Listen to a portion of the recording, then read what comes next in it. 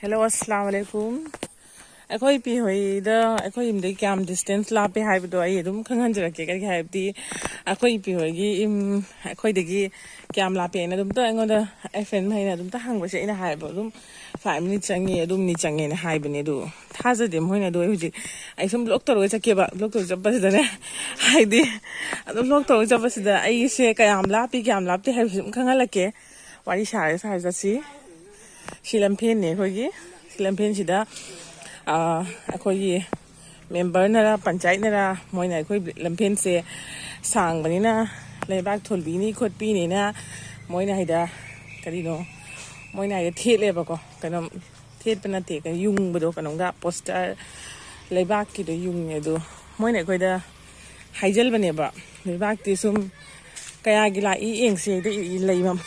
I take like lupa kaya lebak la imo kaya no in si guys adu lampens da di lebam ta hapte da hapa budi adu agi da yung gi ba he I ba se halbira ke mayam da adu sum I am blogging to bus hoi binate da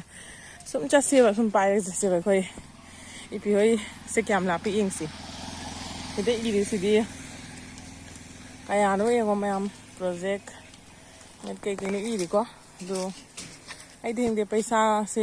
make silicing trataruka here ngani adu khangdre koi success lo adu koi lampin se somna sum bazar chatpham ne ba ko adagi somna koi pyo chapam ni adagi koi theibong pali se koi pukri ni sidagi nan nga sareng kara pha hare sina koi gi jackfruit pali ba some me later she did came kind of pining here the me later the kai had in no blogging to one na I don't know wasu why ba khoi thabuk suram magai akta I bhi chappa lagi dan chali me ba ko I don't know wari sha se ai bu wari hai bu moizing se phajabam phomam ni hana su khoi lai chang ni si ai ma pai ro kai hal bi phajam phom ni hana ilim yam lai bum phom ni ahalamal adu matung na mol bilang yam lai mo hamni adu hujik pudi hana duga manadre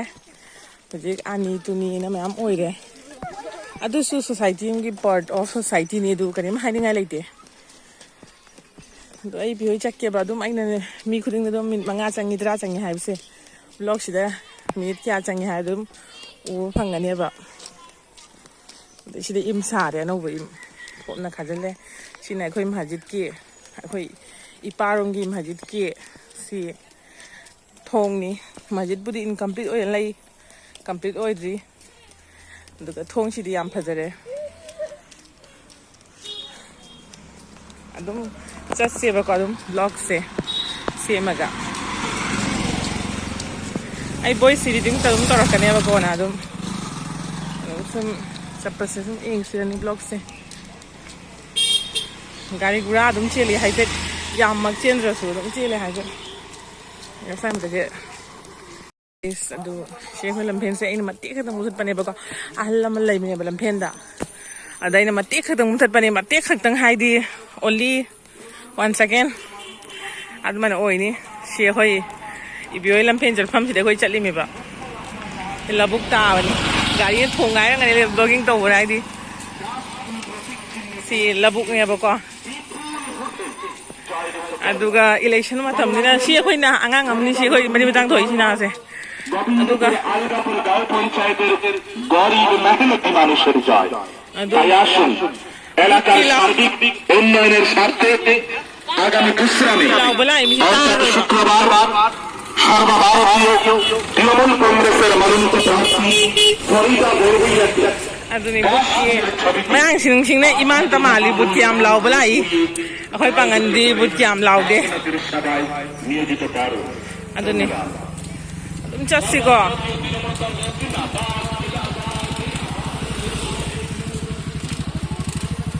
andagi angang phaja angang macha ni hum khak lai ye masak phade kana kana macha no dikhang de aduni sinabu tama mathoi gi im ni hawgat limi nauna maning de su building ama lei aduna ai ne blog se sem ba hairaga sema ke do bodo nungai tre dum Nahi se sum sem ge kam lap pa ge in chatli se kya minute oi ge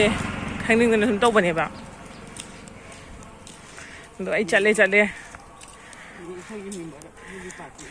adagi chat pa si da dukan ni khak lai ala si de kanam ka khoi kanam duni mami kan ko do hogi sina se chat pa si da rum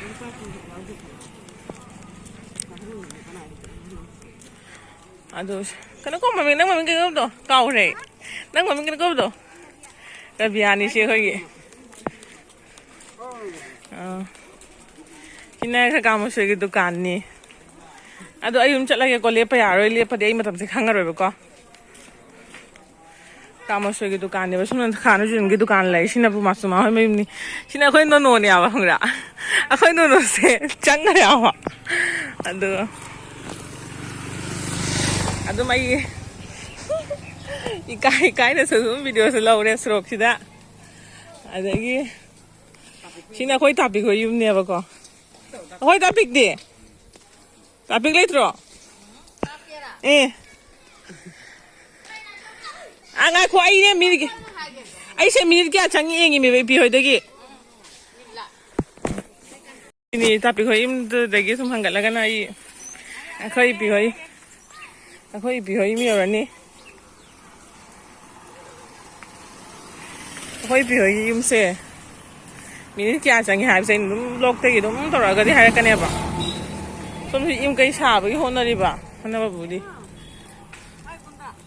topic ne ba ko sina bu akhoi topic ni no khriba no chari ba asak si no chari ba no chari fajare